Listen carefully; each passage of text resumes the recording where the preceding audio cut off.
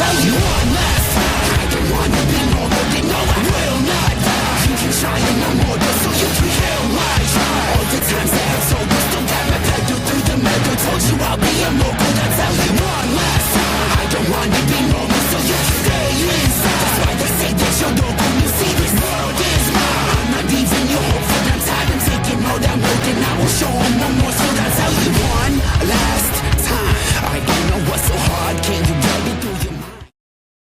An exciting episode of Pete versus Anxiety. My guest today is an educator, a mom from California. She's also on a healing journey who's dealt with severe anxiety and depression. Please welcome in the one, the only Jessica Shaker. Jessica, welcome in. Hi, thank you for having me.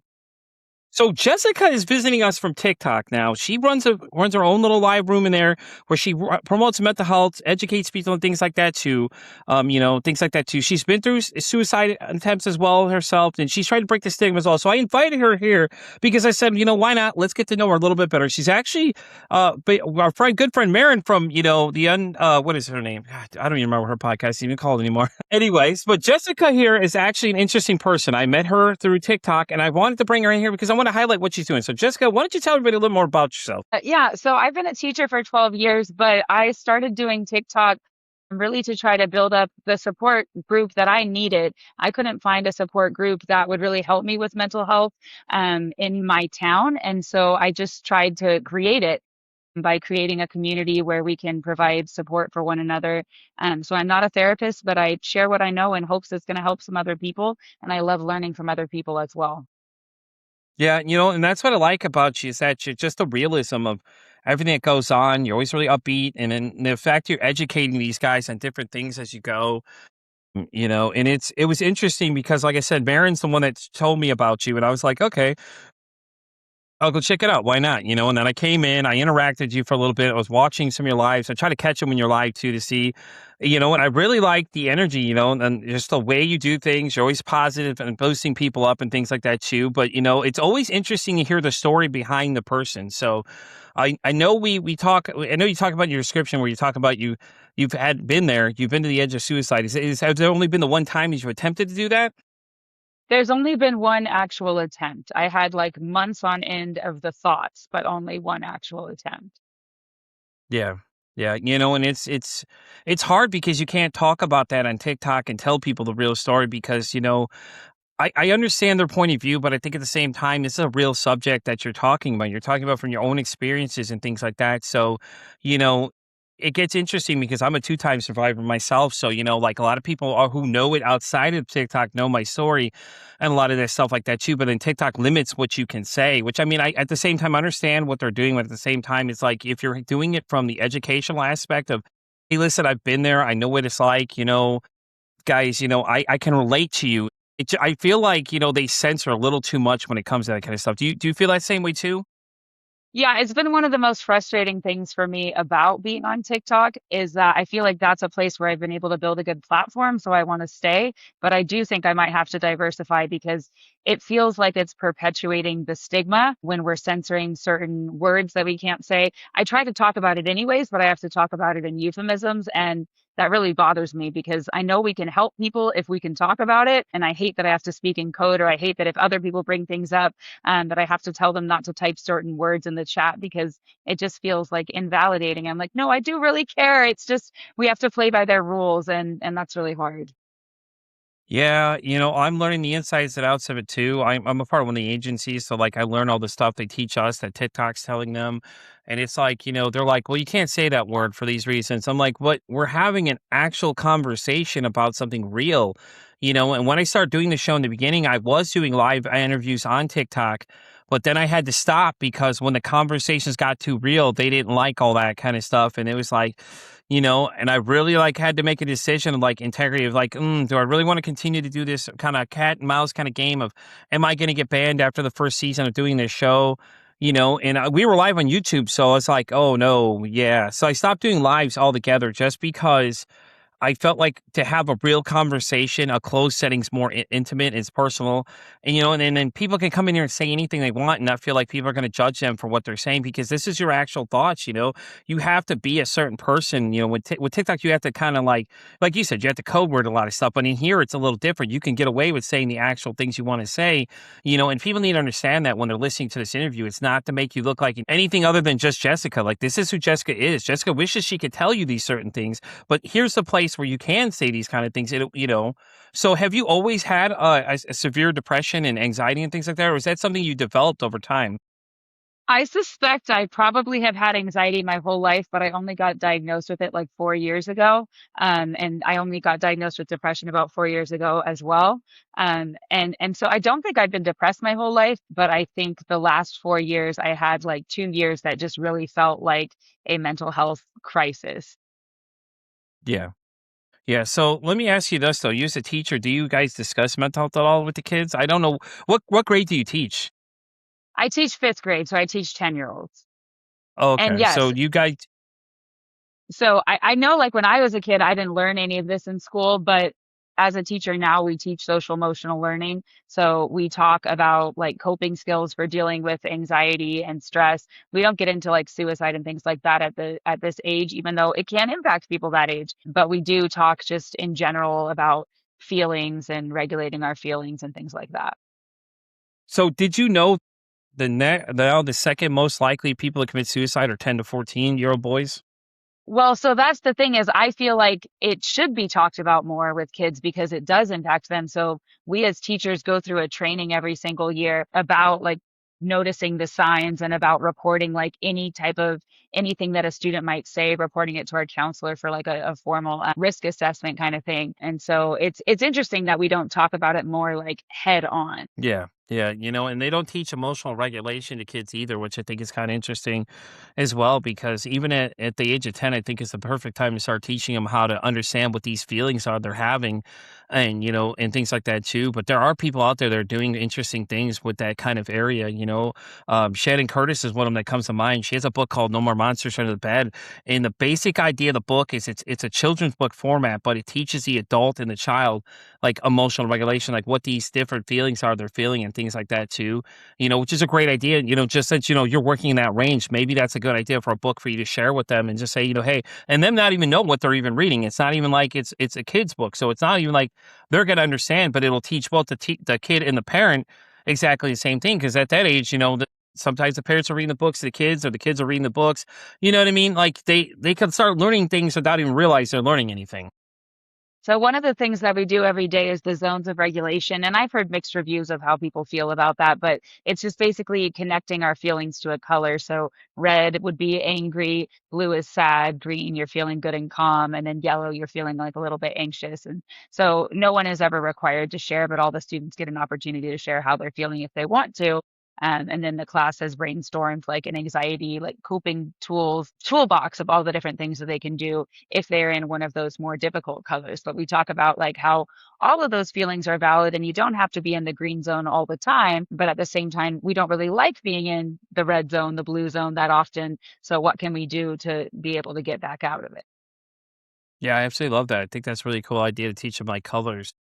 That way they have a better idea associated with something. And I think it's hats off because you're an educator, so you have to kind of work around certain rules when it comes to these things. But the fact that you guys are at least teaching them something at this point I think, is a great idea. Because when I was a kid, we didn't even talk about that kind of stuff. Hell, they don't even teach basic like economics here in Texas anymore that I know of. Like these kids don't know like half the stuff they should know coming out of schools. So I think that what you're doing is really great. And like I said, I love it though that you're a teacher though, because you understand from the different aspect that most people do, like what it's like trying to teach some of these kids every day these things without crossing any boundaries that are going to upset somebody. And it's hard because, every student comes from their own family that has their own set of beliefs and their own Hmm. approach at mental health and what they believe culturally and whether there's any stigma there. And so, like, I can teach them what I know about grace and self-compassion, and embracing imperfection, but that doesn't always necessarily align with families who maybe believe in like striving for perfection and achievement at all costs. And so finding that balance between me influencing how they think about things at school while also respecting that the parent has their own approach to it as well. Yeah, yeah, and there's a great resource. I don't know if you ever heard of it. It's called the helphub.co. There's a woman named Lisa Sugarman that put together the site, and like she literally covers everything that your biggest fear is. And like, like, okay, somebody's religious beliefs are all on there, all the different cultures. Hey, listen, they believe these certain things. She took the time to figure all these things out. So, it's a great little option for you to use too when you're looking at that kind of thing for people that are looking for help. And you're like, well, I don't know where to send them. Now you can send them there because it has everything broken down into categories. I think it even has Canada on there too, if I remember right. Things like that too. 988's obviously listed on there because that's a great one for people if they need it and everything like that. But it also breaks it down by, different religious beliefs and things like that too. And Lisa took the time to really think about a lot of this stuff because she was a guest on the show and we were talking about that. And she was telling me that, if she was sitting there putting it on paper, it'd be like maybe 5 or 6 miles long of just this stuff she compiled all into this one website now with all the different little tabs and all the little sections and things like that are really cool things that you can add to your list of things you tell people about because not a lot of people knew what it was. And I know they just joined forces with, what is it, recovery.com or something like that. She just partnered with them, and they were basically talking about how to supercharge it even further, and things like that too. So, I mean, there's a great option too. I don't know if you've ever heard of Yeah. that one. Yeah, I had heard of it only when I connected with Natasha Layton, who I think co-hosts the Survivors podcast with her. And so then Hmm. I heard about it, but it was the first time I'd ever heard about it. And I think one of the hardest things in navigating a mental health crisis is that you don't really know where to turn and you don't really know what resources are available. And you're trying to negotiate figuring all of that out at a time when you have very limited energy and limited motivation, and perhaps a lot of anxiety about making these phone calls and things like that. So I really like the idea of having more organized information all in one place for people to access, and we just need to get the word out. Yeah. And so let me ask you this question though. You're a mom, so do you have the same thoughts with your own kids? Do you talk to them regularly about it? I'm not sure how old they are, so that's why I asked that question kind of loosely. Yeah, so I have a 5 and 7-year-old daughter, and they both know that I go to therapy. That is something I don't want stigmatized. I've actually taken them both to their own like child therapists already. And they don't go regularly, but they've tried it out. And I think it's really important because unfortunately, I know that like my anxiety can be genetic as much as I hope they don't get it. I know that they might. And so I'm really trying to be proactive about it. So we talk a lot. They know that I have anxiety. I haven't mentioned to them that I have depression yet, but I think there will be a time that we have that conversation. But I really try to be an open book without like oversharing. I never want to like burden them with my feelings and things like that, but just letting them know that it is normal to get support for your mental health. I think is going to be really important because I don't want them to end up having the same crisis that I did if I can prevent it. Yeah, yeah, that's true though. And I mean, they're still young, so you can work them into it little by little, and start teaching them, emotional regulation and things like that, so they know the feelings they're feeling, and and have open conversations with them, at least so that way at least they know they have a safe place to come talk to you about these things, and you're not going to start panicking in the moment if something happens because you already go through it kind of yourself a little bit, and and at the same time they're going to see you going through it and go, okay, well now I understand what mom is dealing with and how come mom's not feeling happy as usual she is today, and things like that too, which is it's great because as kids as early as 4 start really paying attention to what you're doing, and they're watching everything you're doing, so they're watching your interactions with everybody else and all that stuff, and you explaining it to them and getting them a little bit of understanding of it. I think it puts them ahead of everybody else because even these younger kids now, if we start teaching them now, later on they'll know how to identify these problems, and we can hopefully start bringing this number down because it's really insane that 10 to 14 is where the number is rising dramatically.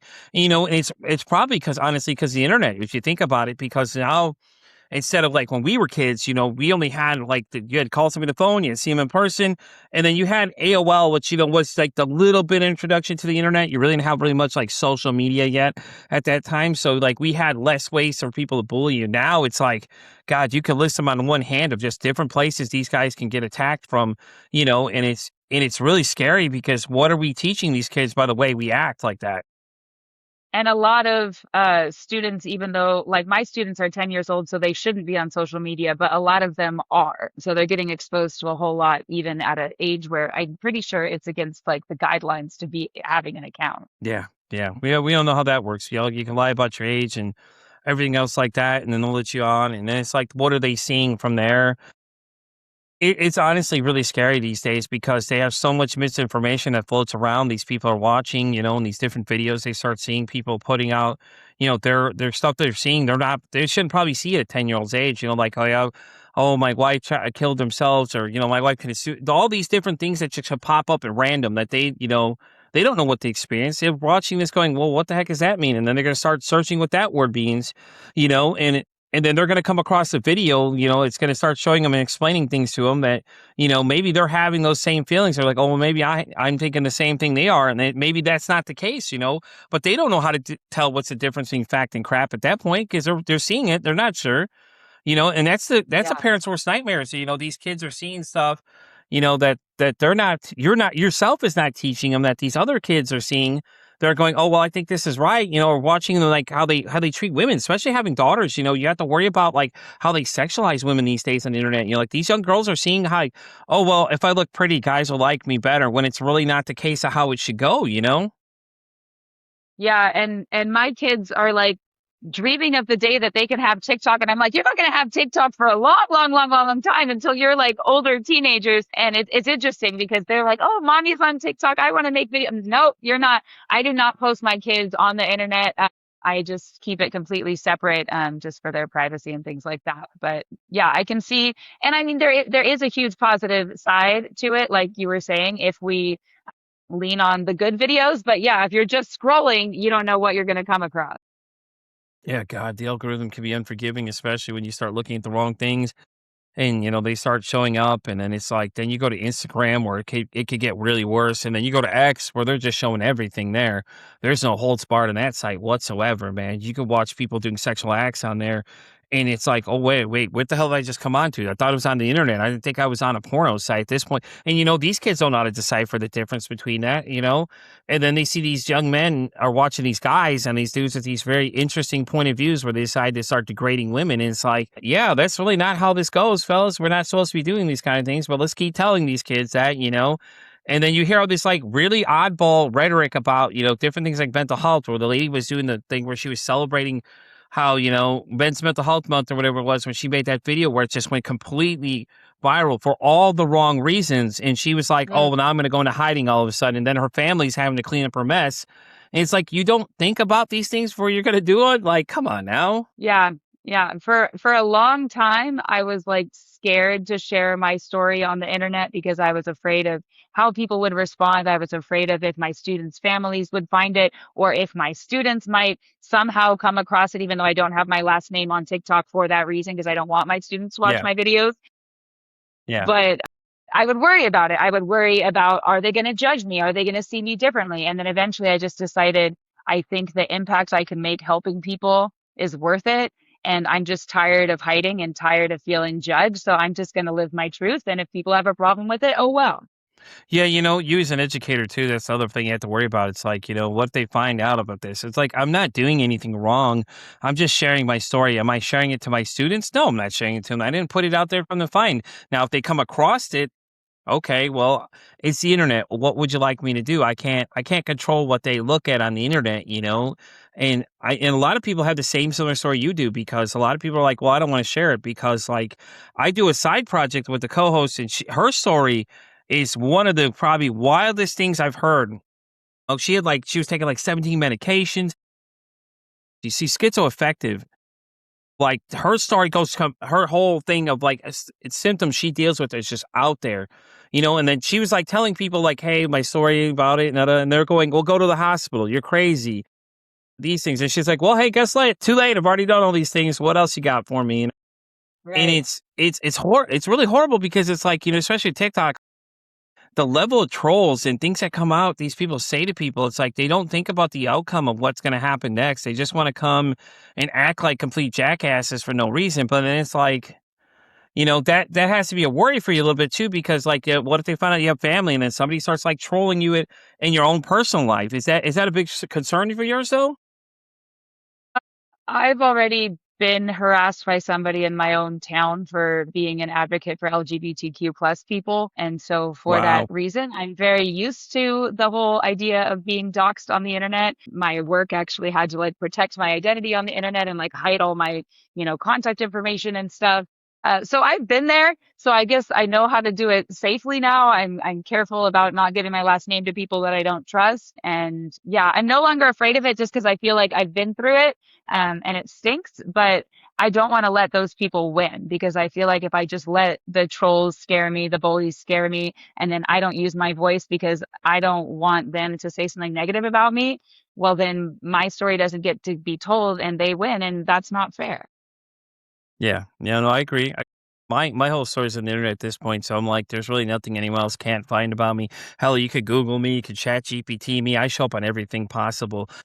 Because whenever people ask me where they can find me, like, you could literally just Google my podcast and it shows up every single place possible. And there's a lot of things that I didn't tell people at first when I was talking about myself. In the beginning, I was very cautious. I didn't say a lot, but then after a while, I just woke up one day and just said, "Fuck it, I'm just gonna go for it." And I just went for it. After that point, it just became easier to tell people exactly what was going on because when I was recording season one, I was so depressed. Like people had no idea how bad I was struggling. Like literally, where you could see where I was recording in that room, I didn't leave that room most days. I just stayed there. Liddy went in there, turned the light off that's above my head. I turned it off and went right back into a state of depression, and no one even knew I was struggling. Yeah. Most days people had no idea, and they were like, "Oh, how are you sleeping at all?" No, not sleeping. I was recording 5 days a week, maybe 2 to 3 episodes a week, but 2 to 3 episodes every day, 5 days a week at first, and I was still kind of figuring my bearings out about how I wanted to do this whole thing, and no one understood the things I was dealing with, no one even had an idea of like half the things I struggled with, because I didn't tell anybody because a lot of times I felt like they couldn't understand the conversation, because when you start telling certain people, you know, the people that get it versus the people that don't get it based on the lingo and the things they're saying to you, But since then, it's like, I'm like, whatever. At this point, they're going to find out one way or another. I might as well just put it out there. I'm able to be the one to tell you versus someone else tell you the story, secondhand information about what was going on. But yeah, a lot of people are shocked to find out how bad I was struggling. I'm like, yeah, I didn't tell you. Like, well, I never even knew. I'm like, exactly, because I masked the whole time. You had no idea. When I was doing the show, I was having a great time. After that, I turned it off and went right back into a state of depression. I didn't leave my house most days. I honestly didn't even get out of the house. I stayed in our dark room almost every day for the first like year of the show, and it was really bad. And I was struggling um until recently. My second attempt was when I told my ex-wife this. I said, "Hey, listen, I'm having these thoughts," and she told me, "Well, this is the wrong time to tell me." And I was like, "Oh, that's Gosh. awesome. Let me go reschedule this. Yeah, let me reschedule this for you because Damn it's not right for you." And then she told me, "Okay, it gets better though. Get ready," because then she says, "Okay, well, next time, make me the 13th reason why." And she says she still stands by this Oh my statement to this God. day. When I met with her recently, you know what I mean? It's like, why would you tell somebody Wow. that? And it's like it was horrible, but at that point, it was like the breaking point for me. I was like, you know what, whatever. At this point, I don't care. So like, I told a lot of people that story, and she's like, "I know you've been telling people about what happened. Yeah, what do you want? I'm not going to lie about it. I'm on the internet. Everybody can find me everywhere possible. I might as well just put it out there now before somebody else finds out and starts running with the story. So like, what are you going to do to me now? Because it's all out there plain sight for you. I'm not hiding anything from you, and being on TikTok myself, it's like, you run into these type of people that come look for and try and poke holes in you in any way they can. Well, what holes are you going to poke, man? I'm pretty much an open door. You could see everything about me on the internet. It's all right there. It's not like I'm hiding anything from you. So, and it's just, Yeah. it's horrible, but it's horrible though, because it's like, and I'm sure you know what I'm talking about because it just gets crazier. And I'm sure you get wild comments in your room a lot of times when you're in there, people just saying the most obscene things. I have trolls come in that will like randomly ask questions, and I think they don't even necessarily know that I'm a mental health room when they do that. But they'll come in and be like, "Are you on antipsychotics?" And they like mean it as an insult. And like part of me knows I'm just supposed to ignore them and like not take the bait, but I frequently do take the bait. I'm like, well, not currently, but I'm on antidepressants and anxiety meds, and I did try antipsychotics at one point, and there's nothing to be stigmatized about that. And then I feel like I'm kind of letting them win because they wanted me to have a reaction, but I'm also just like, stop using that as an insult. Yeah. Yeah. Or you're crazy, or go do this, or go do that. And it's like, yeah, listen, what else you got for me? Just keep letting them go, and things like that too. So The real question though is, are you going to tell your kids about your suicide attempt when they get old enough? I figure I will have to because I have shared pretty publicly about it on the internet so they could come across the videos, and I want to make sure I tell them first. But I also want to tell them first because I hope they never get in that situation themselves, but I know that anybody can, and I want them to know that it's possible to get better, that it's not too late to ask for help, no matter how bad it gets. And so I think it's important for them to know about me. But I will say it is probably one of my biggest fears in life is how they will react to that, because I'm afraid that they will feel like I'm afraid that they're going to perceive it as their mom almost abandoned them, which is not entirely inaccurate, but I want them to see it as mom had a very severe medical condition that, yes, almost took her life, but she figured out how to stay, and wanted to stay. But I'm afraid that they'll like take offense to it. Yeah, no. I mean, I get that because I'm like, I don't know if that's my biggest fear anymore for myself because I have 3 daughters of my own, and it's like I think they know by now a little bit about my past and things like that too, you know. But I mean, I could see that problem, like you don't want them to get the wrong impression, like, mom's trying to check out on us early or anything like that. But I think it coming from you telling them exactly the story, you're like, hey, listen, it's okay not to be okay. The whole thing everybody tells everybody, and things like that too. And I think it's great that you're willing to have the open conversation with them though, because like I think that you're going to do them better in the end. I don't think they're going to freak out as much since you're starting to talk to them now about all that stuff and having these open conversations with them because they're going to see it as mom's being honest about it. It's like I just felt like you weren't ready for that conversation, especially at the ages they're at now. Maybe when they get a little older, Yeah, hey, yeah, listen, I want to tell you guys something. it doesn't feel appropriate at their age now. Although, like when I was in inpatient after my attempt, they did come visit me, but they didn't know why. It was just, oh, mommy had to go to the doctor and we're visiting her at the hospital. And they just didn't have the full context. So they'll get more as they're older. And I guess when I was in that headspace, like when it happened, I really believed I was doing them a favor. I believed that they were going to be better off without me. I believed that, my husband would get a new wife and they would get a new mom, and that new mom would be much more, mentally able to support them than I was. So I thought I was just getting out of the way. Yeah, and that's unfortunately a lot of thoughts a lot of us have. You know, these videos recently that upset me.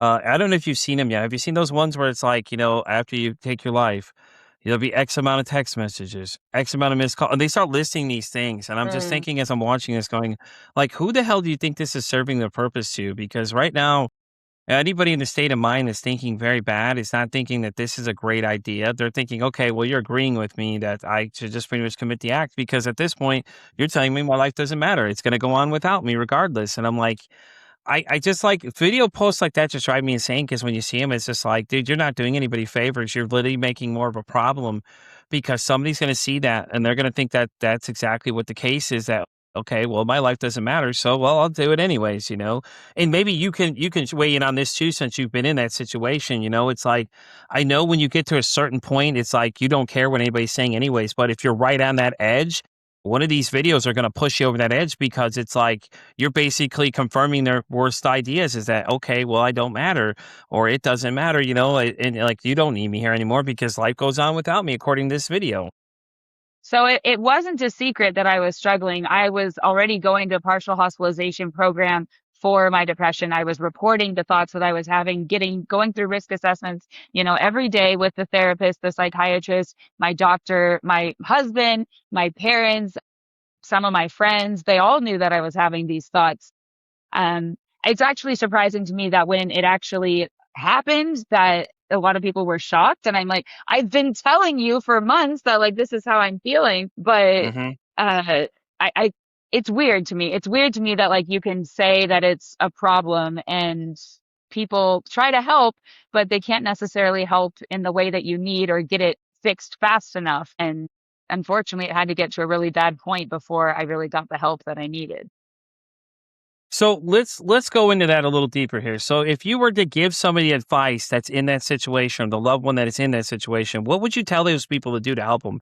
Like, what are some things you think they could do better to help them? Obviously, listening is a big one because obviously you're telling somebody something. If they're telling you things, you should obviously take these statements serious. What else would you say that they would probably need to do? So, like, let them know that you are willing to hear the entirety of their feelings and that they don't have to sugarcoat it or step on eggshells to try to make you happy. Because one of my things was like, I told my family I was having those feelings, but I didn't want to go into like all of the detail because I didn't want to like hurt their feelings. I didn't want to like insult them in any way or make them feel like I didn't value the life that I had enough, for everything that they've given me. And so I think I was reserved in what I said because I was afraid to hurt their feelings. And so I think, like, really being very clear, I am here to be a truly open listener. I'm not going to leave you just because you say that you're having a certain thought. I really want to hear you completely. I think that that would be really helpful. And then letting them know, like, every single day, you are not a burden, because what ultimately led to my attempt was when my husband was telling me that I needed to get better faster than I was. He regrets saying that now, but at the time, like, he thought that I wasn't like trying hard enough to get better. And then my family was really busy taking care of my grandma who was dying of cancer at the same time, so they were spread thin. And my dad said a word that he totally wouldn't have meant the way that I took it, but when I mentioned like how much they were helping me, he said, "Well, yeah, it is unsustainable." And I know he wouldn't have meant to say that if he knew how it was going to impact me. But in my mind, I was like, okay, that they can't keep supporting me. I'm not getting better. I've been trying everything the doctors have told me to do to get better. None of it's working. So I just feel like a failure because I can't be what they need. And so I felt like, let me get out of the equation so that they can just take care of all the other stuff. Yeah, no, I agree. I agree, and I don't think people, a lot of people realize that, that's what and it's a hard conversation to have for people. And the timing is unfortunate. The whole thing, same thing with like mine thing was like where she told me, well, you know what, this ain't the right time. Well, I'm glad, we can pick and choose when the thought processes come to us, And I mean, that's the hardest part though. I think it's like when people want to listen, but then they don't actively listen. I think is the other thing too. They just don't listen, like, they're hearing them say things and then they panic, and in the panic, then they start to, "Oh god, what do I do next?" Like, that's why we always tell people 988 is the best thing to go to, like, call them, be on the phone with somebody. If you have to keep them on the phone with you, don't ever leave them. Whatever you do, for love of God, please don't leave these people. If you know they're having these thoughts, call the number on the other side, merge the call together and hand them off to somebody else. For the love of God, please do not leave these people alone because you don't know what's gonna happen next, and you don't want that on you, because then you'll be sitting there going, well, I could have done more. I could have done this. But a lot of times you couldn't. You don't know what their thought process is. You don't know if they're serious or not, but take it as it's a serious moment. Listen to what they're saying. Just don't panic and start freaking out and start adding, any more emotions to it than it already is, because you don't know what their current state of mind is or what level they're at that point. Because when they get to that certain point, me and a psychotherapist were talking about this. Actually, he was saying, like, once you get to the certain point, he's like, you're done listening. Once you hit that point where you're right at that edge to go, it's like you're not hearing anything else anybody else is saying to him. So you freaking out isn't going to do any good, making the situation any worse, and ramping it up. And like in your situation, it was just people they said things, but they didn't realize what the outcome and the impact or what it was that was going to have on your mental state when you were doing it. And it's hard though too, because I don't think that we train enough people on what to do in these crisis situations. So I think that a lot of people need to understand though that a lot in these situations, don't blame yourself because you can't control what somebody else is thinking, and you and I both can speak on that behalf that you can't control what we were thinking. What you could do is, try and at least be there. Like sometimes just being in the same room as somebody helps too, just being in the same room. It's just like with grief, grief's the same thing. It's hard. It's a hard subject. Like you don't know what to say in these situations. Sometimes just being present, letting those people know that you're there and you see them, it helps a lot of times too, and that's why when I close the show, I always say, one kind act that could save somebody's life or even save their day, because you don't know what the last interaction someone had. The last positive interaction could be the thing that keeps them going from, taking that last step over the edge. Because a lot of people, because I work in a customer service setting, so I see people all the time. And that's always your last thought is like the last person you see could be the last thing that causes them to do it. Like if you're mean to them, you're rude to them, or you just acknowledge them, and say something, hi, how you doing, because then that's why I start the whole thing of like, hey, how's your mental health with people? Yeah. Because, a lot of people, like, if you think about it, if I ask you, hey, how you doing? You can lie to me. Hey, I'm like, hey, Jessica, how you doing? You say, I'm okay. That right there, you're not going to say anything else because you're like, okay, you just asked how I'm doing. I answered your question. But now when you ask somebody, hey, listen, how's your mental health? a lot of times the conversation will change a little bit because then they'll be like, wait a minute, why'd you ask me that?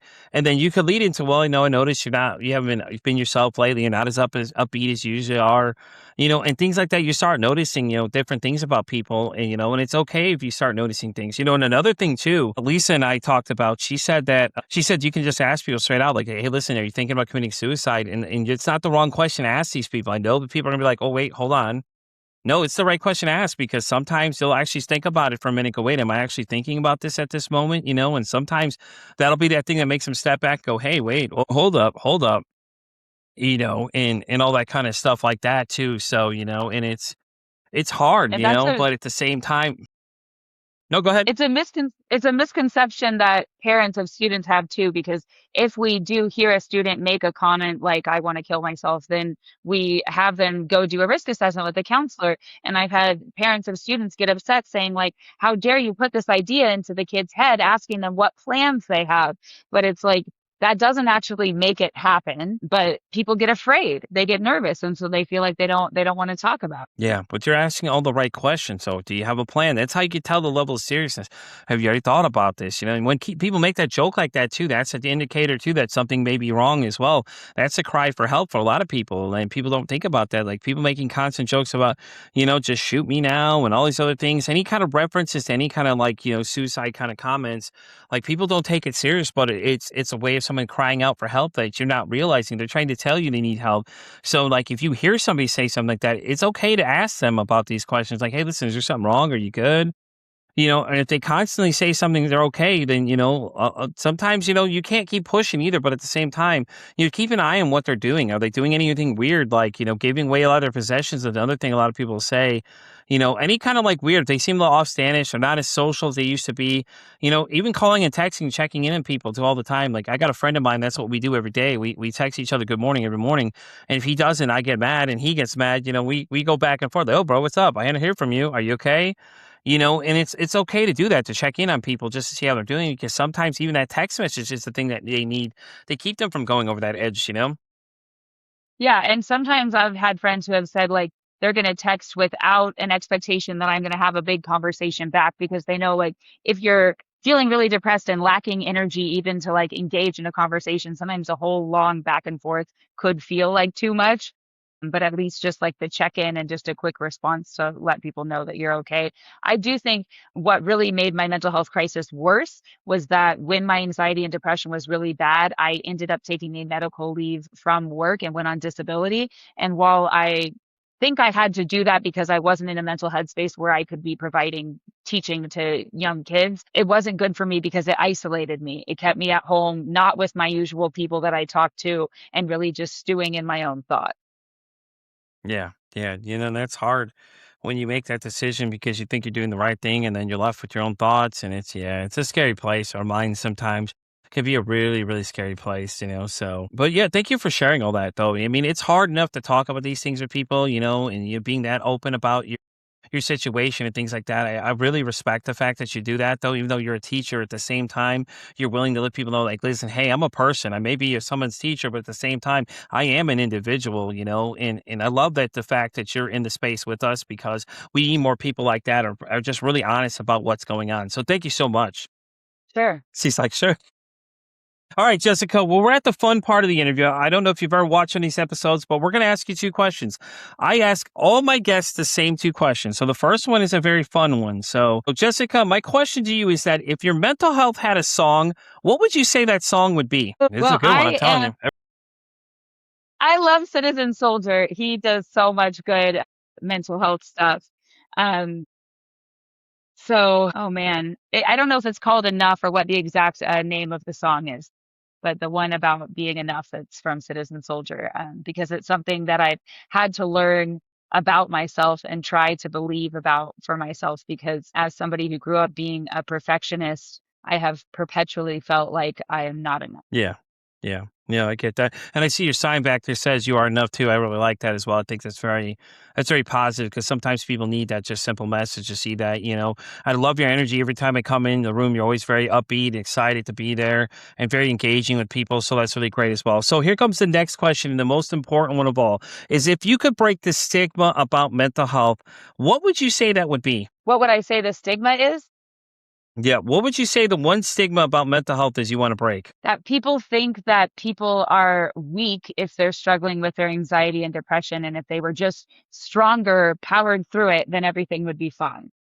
Yeah, that's true. And I wish people stop giving out terrible advice, such as, hey, if you're depressed, cheer up, or your anxiety is really high. Oh, just relax. I'm glad these are all great advice you like to give me. But listen, anytime you want to trade places, we can, because it's never fun. It's never fun at all. It really isn't. But Jessica, thank you so much for coming and hanging out with me. I appreciate you being here today. Before we sign off, do you want to let everybody know where they can find you? Why don't you plug your TikTok for them and tell them where they can find you?